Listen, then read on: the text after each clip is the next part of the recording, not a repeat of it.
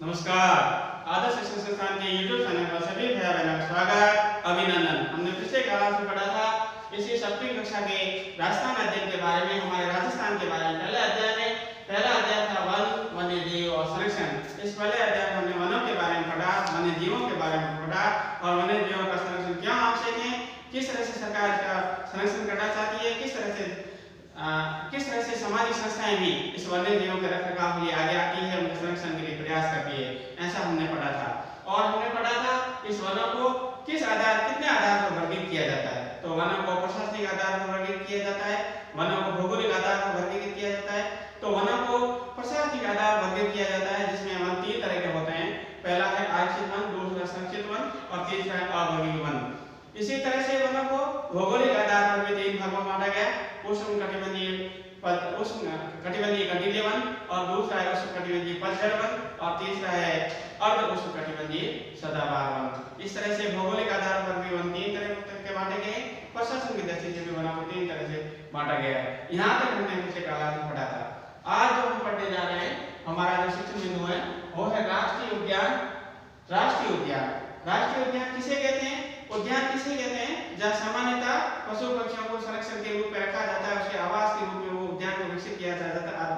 उसके आवास के रूप में वहाँ वनों को और पेड़ पौधों घास को विकसित किया जाता है, जहाँ पर उनको ऐसा लगे उनको वो प्राकृतिक स्थल इस तरह से रह सके, इस तरह से उद्यान विकसित किए जाते हैं।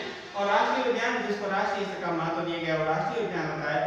राजस्थान में इस तरह के राष्ट्रीय उद्यान तीन हैं, जिसमें एक तो है केवलादेव राष्ट्रीय उद्यान जो भरतपुर में, दूसरा रणथंभौर राष्ट्रीय उद्यान जो सवाई माधोपुर में, और तीसरा मुकुंदरा हिल्स राष्ट्रीय उद्यान जो कोटा के पास में चित्तौड़गढ़ क्षेत्र में फैला हुआ है। ये तीन राष्ट्रीय उद्यान है राजस्थान में। इन तीन राष्ट्रीय उद्यानों को हम विस्तृत से पढ़ने का प्रयास करेंगे।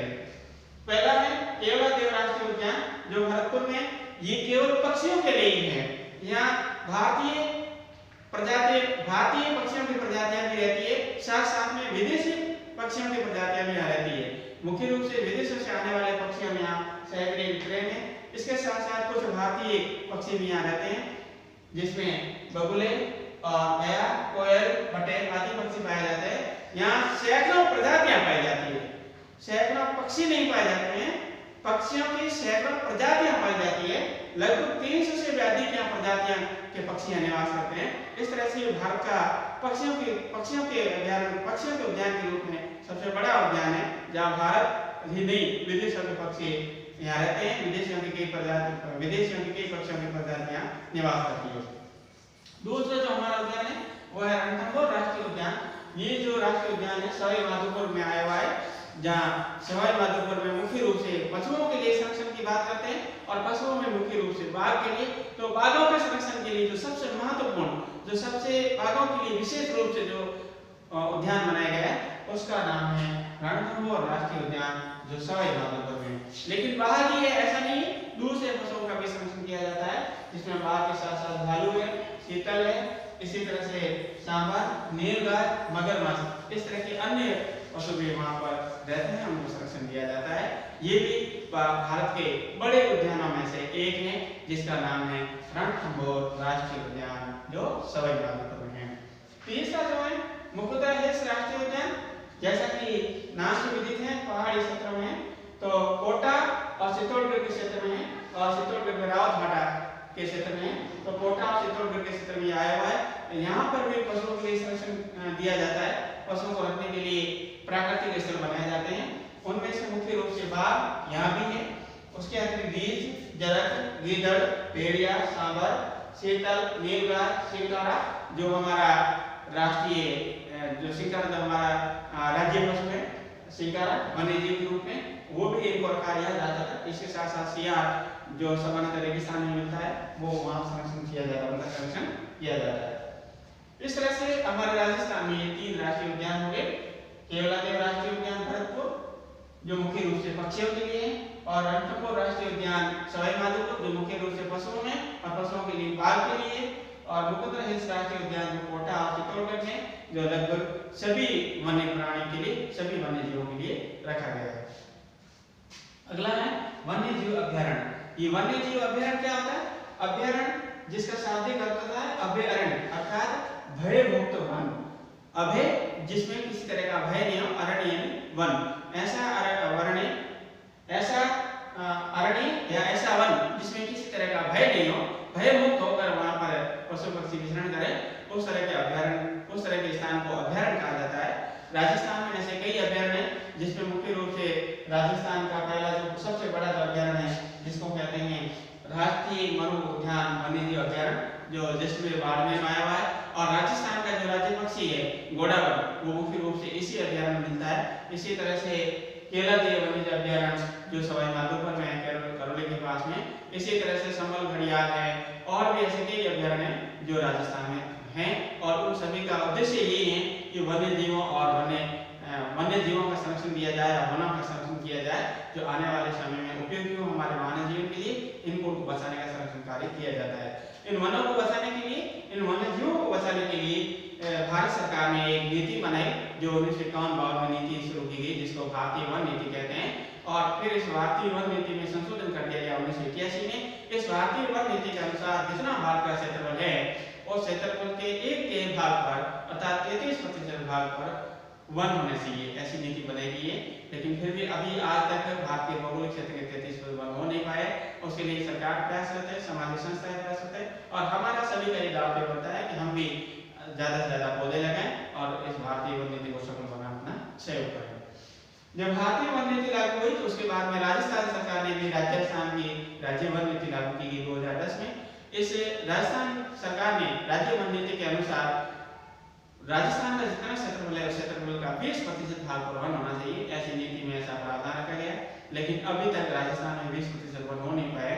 20% का लक्ष्य रखा गया, लेकिन अभी वर्तमान में राजस्थान के क्षेत्रफल का केवल 10% भाग पर ही वन है। तो हम प्रयास करेंगे, हम सभी आम जनता सहयोग करेंगे, हम सभी प्रयास करेंगे, तो ये 20% लक्ष्य भी पूरा होगा और हमारे चारों ओर हरियाली भी होगी, हमारे चारों ओर वन्य जीव होंगे और वन्य पक्षी भी होंगे, और हमारी जलवायु है वो भी नमी की होगी, और यहाँ बरसात भी अधिक होगी, और इसके साथ साथ लोगों को रोजगार भी मिलेगा, औषधियाँ भी मिलेगी। इस तरह से खूब सारा फायदा होगा। जो हमने पाठ की शुरुआत में पढ़ा था कि वन और वन्य जीवों से क्या क्या लाभ होता है, इसके क्या क्या फायदे, वो सब हमने पढ़े थे, वो सब में होना शुरू होगा। इस तरह से ये हमारा पाठ हुआ। और हमने पढ़ा था कि राजस्थान का जो राज्य पशु है, वो राज्य पशु सिंकार हिरण है, जो वन्य जीव है। और दूसरा जो वन्य जीव तो नहीं है, लेकिन पालतू जीव है, वो है ऊँट, जो मुख्य रूप से पश्चिमी राजस्थान में अधिक पाया जाता है। और ऊँटनी से जो दूध मिलता है, वो एक औषधि के रूप में काम आता है। इसीलिए ऊँटों के लिए विशेष कार्य योजना चलाई जा रही है, जो बीकानेर में ऐसा काम हो रहा है। तो हमारा जो राज्य पक्षी हैं, ऊँट पालतू जीव है और सिंकारा वन्य प्राणी है, इनको संरक्षण देने के लिए सरकार प्रयासरत है। कई तरह के कानून बनाए जा रहे हैं। तो ये था हमारा ये आज का पाठ, जिसका नाम था वन्य जीव संरक्षण, जिसमें हमने क्या क्या पढ़ा। सबसे पहले ये पढ़ा कि वन्य जीव और वन्य जीव का संरक्षण किसे कहते हैं।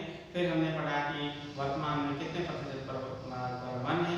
फिर हमने पढ़ा कि वनों को प्रशासन दृष्टि कितने भागों में बांटा जाए, 3 भागों में।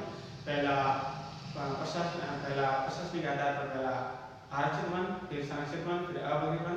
फिर वनों को हम भौगोलिक दृष्टि से बांटा, वो भी 3 भागों में, जिसमें पहला उष्णकटिबंधीय कंटीले वन, और दूसरा है उष्णकटिबंधीय पतझड़ वन, जिसको मानसूनी वन भी कहते हैं।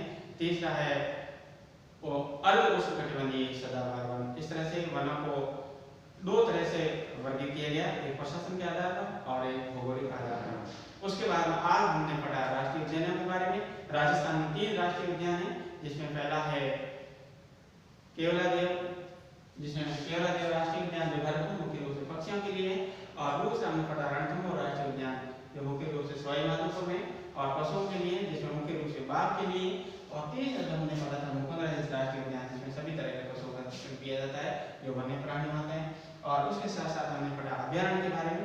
राजस्थान में ऐसे कई अभ्यारण्य हैं जहाँ पर वन्य जीवों का संरक्षण दिया जाता है, जिसमें मुख्य रूप से जो राजस्थान का राज्य पक्षी है घोड़ावल, उनका जो संरक्षण देने का जो अभ्यारण्य काम करता है, उसका नाम है राष्ट्रीय मरु उद्यान वन्यजीव अभ्यारण्य। ये राष्ट्रीय मरु उद्यान जो अभ्यारण्य है, ये राजस्थान के पश्चिमी क्षेत्र में जैसलमेर और बाड़मेर में आया हुआ है।